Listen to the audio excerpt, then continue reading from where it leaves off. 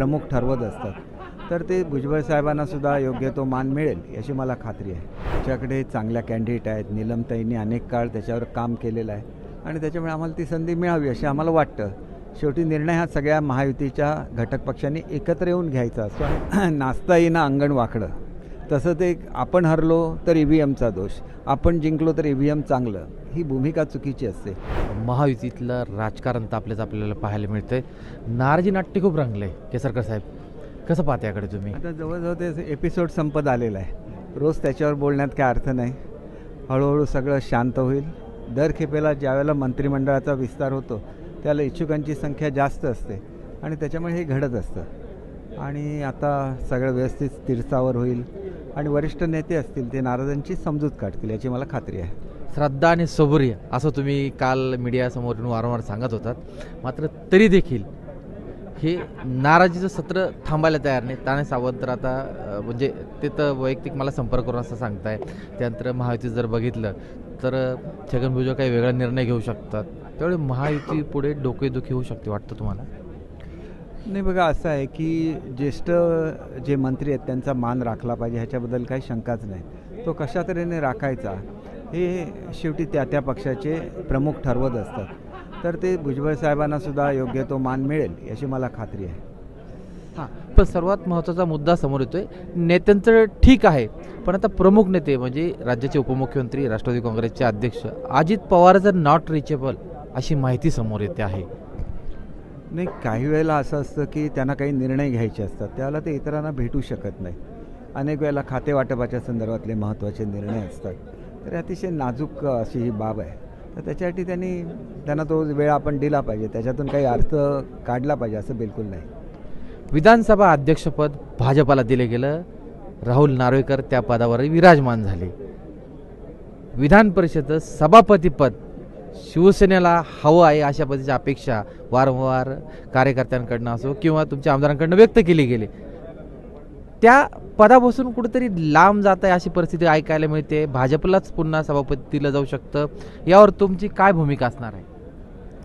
हे बघा, आमच्याकडे चांगल्या कॅन्डिडेट आहेत. नीलमताईंनी अनेक काळ त्याच्यावर काम केलेलं आहे आणि त्याच्यामुळे आम्हाला ती संधी मिळावी असे आम्हाला वाटतं. शेवटी निर्णय हा सगळ्या महायुतीच्या घटक पक्षांनी एकत्र येऊन घ्यायचा असतो आणि ते चांगला निर्णय घेतील अशी अपेक्षा करूया.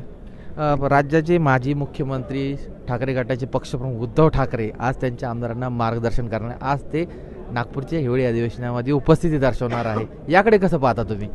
त्यांचा पक्ष आहे, त्यांनी मार्गदर्शन केलंच पाहिजे. त्याच्यामुळे त्यांच्या पक्षाबद्दल आम्ही काय बोलणं योग्य नाही. हिंदुत्वाच्या विचारापासून कुठेतरी ठाकरे दूर गेले अशा प्रकारचा एक चर्चा सुरू होती. परंतु ज्या पद्धतीने राज्यामध्ये EVMचा मुद्दा मांडून विरोधकांनी टार्गेट करताय महायुतीला, त्यावर तुमचं काय उत्तर असणार आहे? बघा, नाचता येईना अंगण वाकडं, तसं ते आपण हरलो तर EVMचा दोष, आपण जिंकलो तर EVM चांगलं, ही भूमिका चुकीची असते. अनेक वेळेला ज्यावेळेला मी स्टेटमेंट्स बघतो, पवारसाहेबांसारख्या ज्येष्ठ नेत्यांचं त्याशी मी स्टेटमेंट ऐकलं की आम्हाला एवढी मतं मिळाली आणि आमच्या एवढ्याच सीट आल्या. असं चालत नाही. तुम्ही किती सीट लढवल्या आणि तुम्हाला किती मतं मिळाली हे महत्त्वाचं असतं. त्याच्यामुळे मी बघितलं की पवारसाहेबांची जी NCP आहे त्याला ॲव्हरेज 76,000 मतं मिळाली. हे काही इक्वल नव्हतं. 76,000 मतं प्रति कॅन्डिडेट मिळालेली आहे आणि तीच अजितदादांच्या ह्याच्यामध्ये 1,02,000 आहे. म्हणजे गॅप केवढा आहे बघा. प्रत्येक मतदारसंघामध्ये वेगवेगळी मतं मिळालेली असतात, पण त्याची ॲव्हरेज काढली तरी ती जवळपाससुद्धा येऊ शकत नाही. हा वेगवेगळ्या विकास कामं ह्याचा इफेक्ट आहे आणि त्याच्याचबरोबर ज्या पोलरायझेशनचा फायदा त्यांना झाला त्याचं रिव्हर्स पोलरायझेशन ह्या केवळ होणार हे त्यांनी एक्सपेक्ट केलं पाहिजे.